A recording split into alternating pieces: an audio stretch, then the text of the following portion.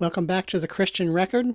Today we'll be doing one of the first of our song spotlights, and it's going to be a song by Keith Green, and the title is No One Believes in Me Anymore. It is also sometimes subtitled Satan's Boast. Now, this is off of the album For Him Who Has Ears to Hear. It was on the label for Sparrow, and it was released in 1977. Now we're going to look probably at Keith Green's life down the road at some point. He's got such an amazing life. Many people may be familiar with him just because of his ministry and because of the way that he passed away in the plane crash. And so his life is a little bit more well known, has a famous book that goes along with that. But we'll definitely look at that at a later date. But for now, we're going to at least look at a few of the highlights of his life, mostly to kind of give and provide context to this particular song and the topic that we're going to be talking about along with this song. Now, as far as his career and his associations, he is kind of considered one of the original pioneers of the CCM with the Jesus movement. And so he was associated with people like Randy Stonehill, who also shares a writing credit on one of the songs for at least this album. And he also has associations with the people who started the Vineyard Movement, and also those who started Youth with a Mission, and otherwise just kind of shortened as YWAM. And we kind of mentioned those because his life became really about ministry. He was much more ministry driven than some of the other musicians. Not that they didn't consider their evangelism a ministry, but just the way that he brought people into a community, and even at one point basically giving away music because he didn't believe that people should be having to pay for the music. Since salvation was free, the music should be free, kind of a thing. So he was definitely much more ministry driven. Once again, like I said, part of that Jesus movement. He, they would say, officially kind of welcomed Jesus into his heart in 1972, and met his wife Melody. I mean, obviously she wasn't his wife yet when he met her. But anyway, met Melody in 73, and later became his wife. And she shares a songwriting credit on this particular song that we're going to talk about today. He signed his record deal with Sparrow in 1976. So that was just before this album came out in 1977, because this was his first solo release with Sparrow. So For Him That Has Ears to Hear was a huge album for both him and the industry. Had quite a few songs on it, and we'll even talk about that album probably at some point as well. But much of that album was recorded live in the studio. Now that's kind of something that Keith Green preferred, being able to play and sing at the same time. He kind of felt that it gave him a little bit more of a presentation both in the singing and the playing by doing it at the same time, and get that emotion from the vibe with both of them going at the same time. So he definitely did a lot of playing and singing of his music at the same time, doing it live when he was recording it. While most of the popular songs from that particular album are ballads, and really from his career are more typically ballads, once again, I like the more upbeat stuff. So typically I'm picking, the faster songs. But, in this case, one is kind of mid-tempo is one of my favorites, but we're not going to talk about that one today. It actually happens to be a remake of someone else's song who we'll get to down the road. But definitely a more upbeat song that we're going with today, No One Believes in Me Anymore. Very classic, though, as far as his playing style that goes along with it. With the piano and the sound itself, it is very much Keith Green.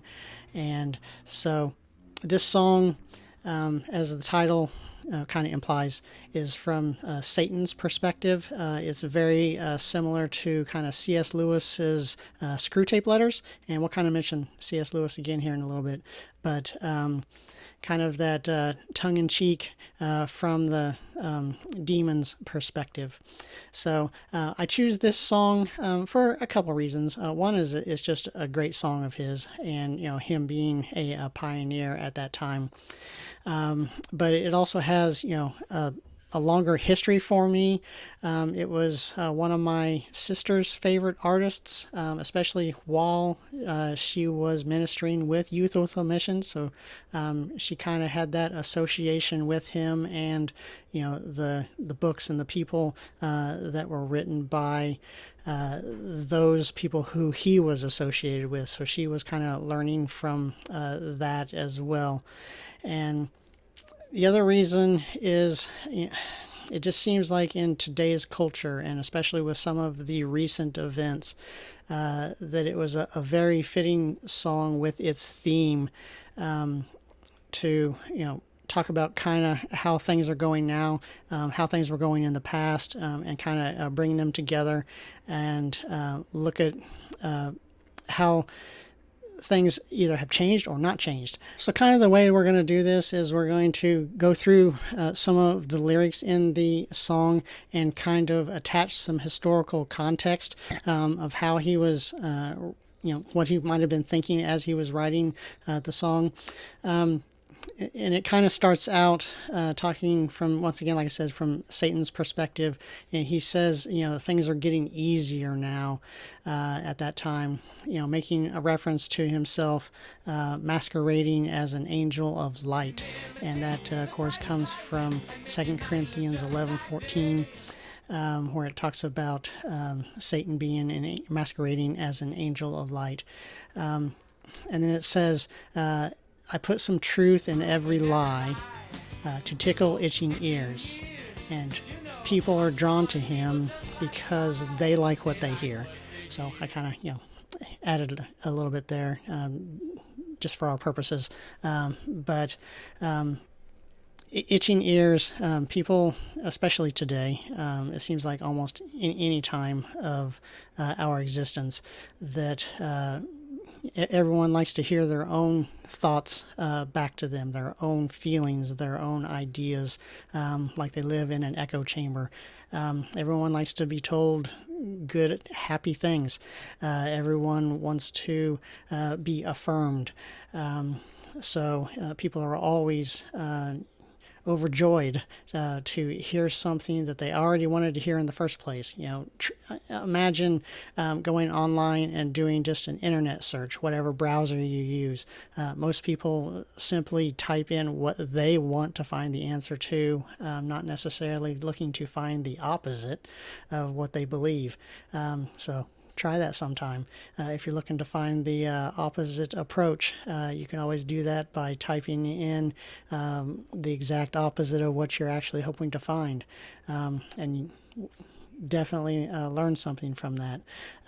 But looking at 2 Timothy 4:3 and even Romans 1, the latter portion, 21 to 32, is kind of where that theme is in the Bible.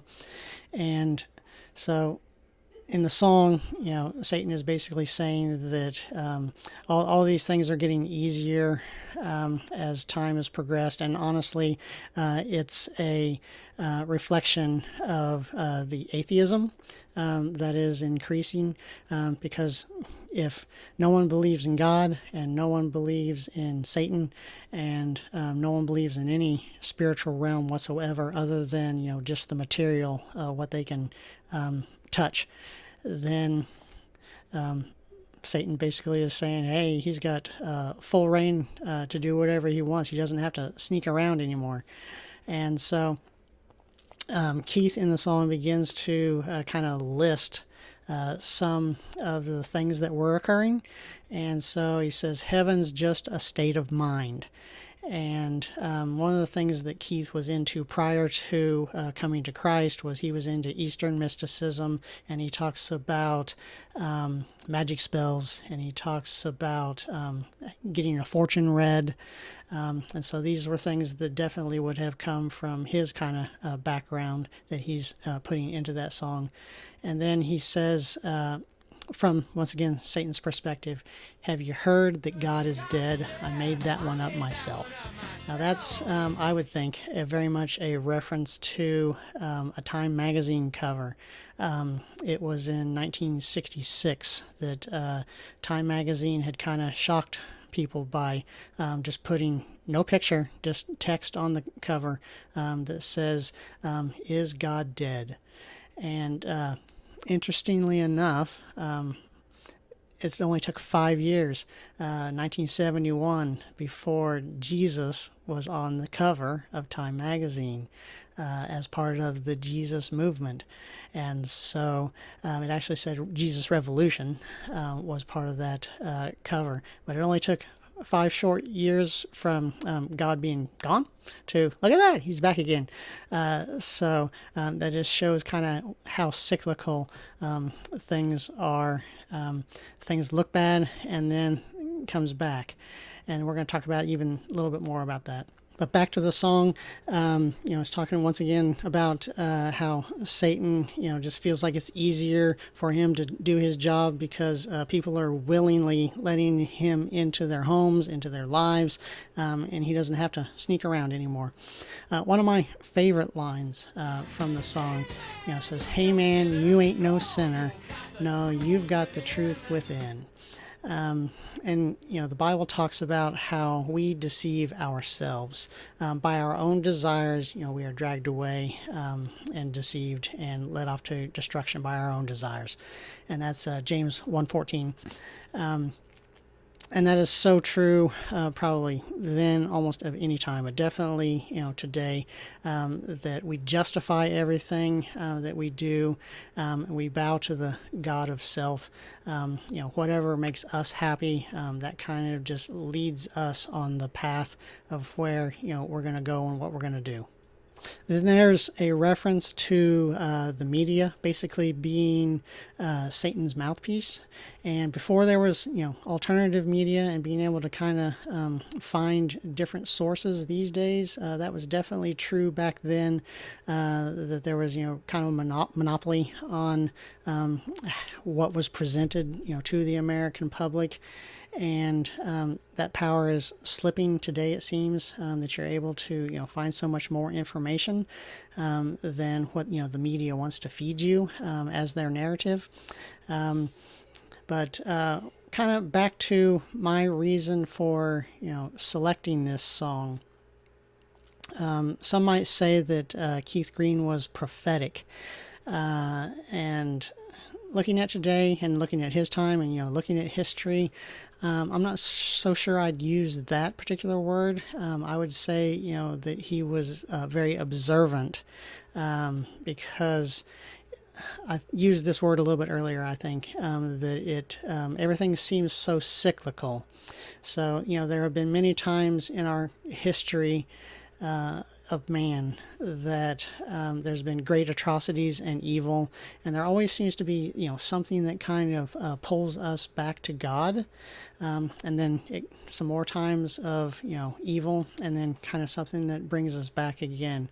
And so even just kind of looking at some examples, in the Bible, in Genesis, it talks about how there was evil continuously before Noah. And so that's how the judgment comes along. And of course, then there's a reset. And so, the ability to come back to God at that point, having, the righteous man Noah starting everything. And then if we jump way ahead, we mentioned C.S. Lewis, and World War I was kind of one of those periods. And of course, C.S. Lewis also good friends with J.R.R. Tolkien. So between Screw Tape Letters and the writing of the Chronicles of Narnia and the Lord of the Rings series. Those were definitely influenced by World War One. And then, of course, there's that coming back for a little bit of time. Of course, here in the United States, then you got the Depression and then World War II. But if you look at World War II, kind of, toward the end of that, you got the Billy Graham crusades that were starting, in the late 40s, and the tent revivals that were coming at that point. So once again, you had that war, and then you got that coming back to Christ moment. And then you jump ahead to, is God dead? And on the cover of Time, and then just like I said, just 5 short years later, all of the things that those people were doing in the '60s, the decadence that had led to that. Time cover, people are realizing it just wasn't fulfilling, and so they were looking for something more substantial, and they found that in Jesus Christ. So the Jesus movement, and even if you look at today, especially the events of even just this past week. This is being recorded shortly after the assassination of Charlie Kirk.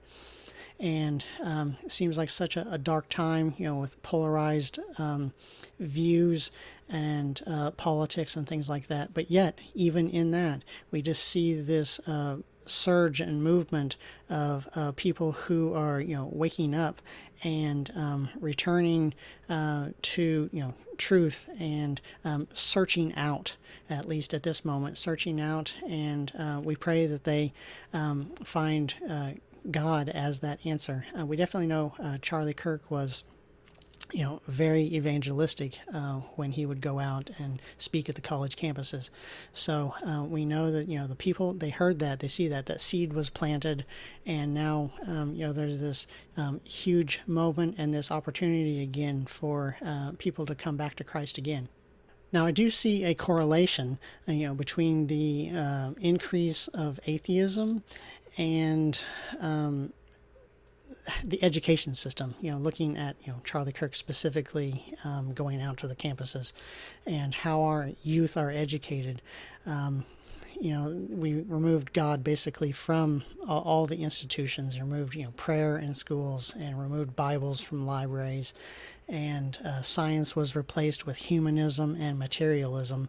And so, we're kind of seeing the results of that coming about. And so how our youth is educated is, impacting events around us. So while this song is, tongue-in-cheek and has a little bit of sarcasm, it's definitely on the nose when it's reminding us that we are not just in a battle, of flesh and blood, but that we're in a spiritual battle. And the cool thing is that we know that Jesus is the ultimate victor in that battle, the spiritual battle. And so I do pray that if you're watching this video and you have not yet placed your faith and trust in Jesus Christ, that now is the time, and realize that there are, spiritual forces at work, and Christ is coming again. But I encourage you to leave your comments below, and let me know your thoughts about this song. Also, if you have anything to share about the current events or events, if you happen to be around during that Jesus movement and the things that were going on at that time, like, subscribe, and I will see you in the next episode of The Christian Record.